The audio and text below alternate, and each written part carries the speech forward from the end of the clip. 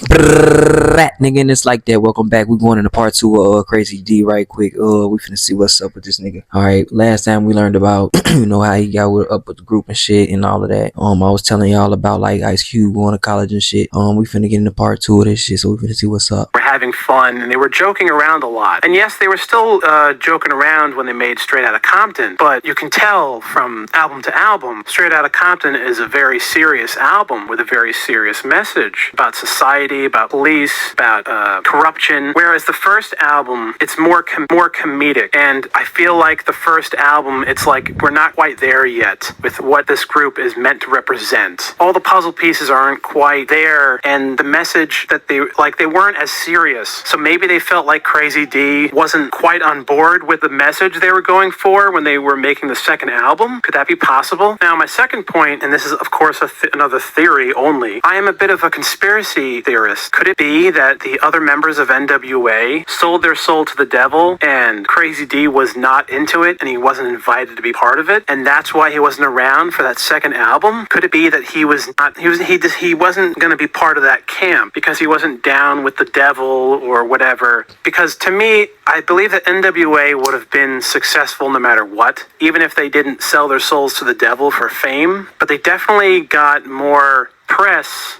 and a buzz from the media, from the news, promoting and showing NWA when the Straight Outta Compton. Okay, I don't know what the fuck he talking about, but the reason being is because of the simple fact that was the first time people heard shocking music and things like that, to that nature, about like the hood and all that, and niggas getting killed and all that, or about things like niggas robbing niggas selling dope and hearing about crackheads and all that shit. That was the first time they really heard about these things. That's why they popped up all heavy and shit, because more people could relate to that at the time frame that they was going through it, especially where they was from, but not just where they was from, but where ghetto to ghetto, everybody was dealing with the same shit, seeing the same shit. It's just they wasn't seeing lowriders every fucking well. Album was coming out. They didn't have all that stuff when they were making the first album. So I always think of that. Now, my third and final theory as to why Krazy D was left out of Straight Outta Compton was because, going back to my second point about, well, Straight Outta Compton was a very serious album, right? And the whole idea was that they were young, proud black people talking about the oppressive police. And it's in the name of the group, NWA. And Krazy D, he's Mexican. And he's part of them, but he's not black, right? I mean, he's part of them, but could it just be from, not a personal thing, but could it have been just from a marketing perspective that they decided they didn't want Krazy D to be part of that serious message on that second album because he wasn't black? Is that... I ain't gonna say that. I gotta take him away from that, because at the end of the day, they was actually playing a lot on that album. They had a lot of fun making that first album. As far as like the Straight Outta Compton album, when they did that together. Yeah, it was more joking songs on the 8 Ball EP and the Posse EP or whatever. But the thing is, one thing was getting serious about shit. Even with this third album after that, Niggas for Life, they was making songs like Find Them, Fuck 'Em and Flee. They still joked and played around.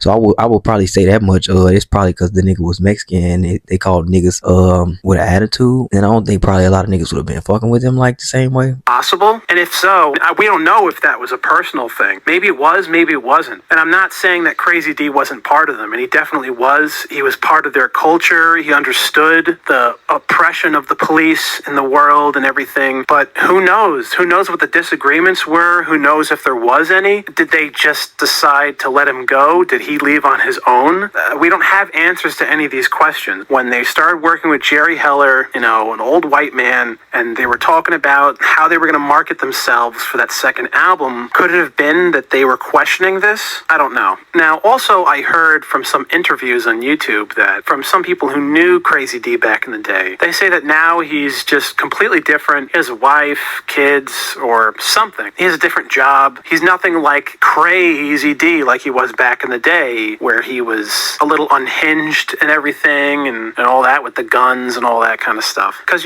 people change in time. Sadly, maybe we will ultimately never know why, like what happened to Krazy D, because it's the same thing with the Arabian Prince. We don't have answers, and it's like we weren't there. No one was around to talk about what happened with them. I believe the Arabian Prince did speak on this because he did a flat interview, if I'm not mistaken. He was saying the same thing. They weren't paying him his publishing and shit. As far as the Krazy D situation, I really don't know like why he left the group or what happened like with that situation. I do know he did help with Easy in the beginning stages of like trying to help him formulate his voice and get his flow together. I don't know about the rest of this shit though. As far as like everything else though, I do know that for fact, and I do know the songs that he helped too also with because they got video footage of the nigga in the studio with them. They just never really put it out like that.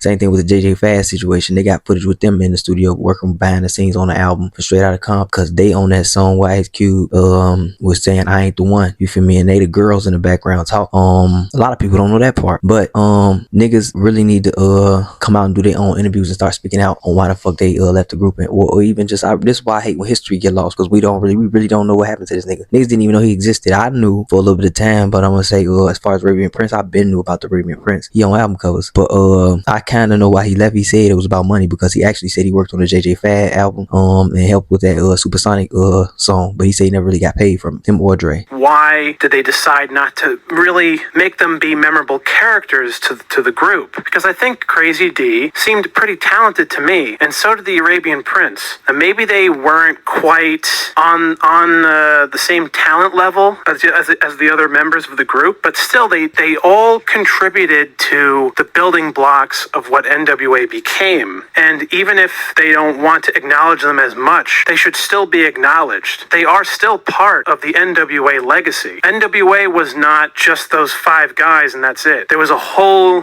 saga, and they had other people that helped and really loved what they were doing and were part of the same group. So their legacies in the history of rap should not be ignored. It's interesting because in a previous video I said that NWA was basically like the Beatles of rap. They were all so talented, and it was amazing that they were all together even for that period of time, because it just seemed like they were gonna separate no matter what, because each one of I'm gonna stop this shit right here because he really ain't saying shit. This was actually decent as far as like seeing about this nigga, because I really didn't know about Jen and Sacco and all that. Now y'all can give me y'all perspective as far as this go, because really some of this information was kind of new to me. I really only knew about his help with NWA. I really never heard his the songs he didn't release. I only knew he didn't release them. Shit, I knew he worked with Dre and shit and all that. I knew he was around him and shit like that. You could see the pictures and shit. I know about like the groups and shit that was around him, but I ain't know all of this. So shit, if y'all know any more information, shit, y'all let me know in the comments. I'm gonna leave the link to this in the description, y'all. Let me know what's up. I'm out. Hey, gotta know your purpose, understand what worth is. These snakes is lurking, observing, trying to close your curtain.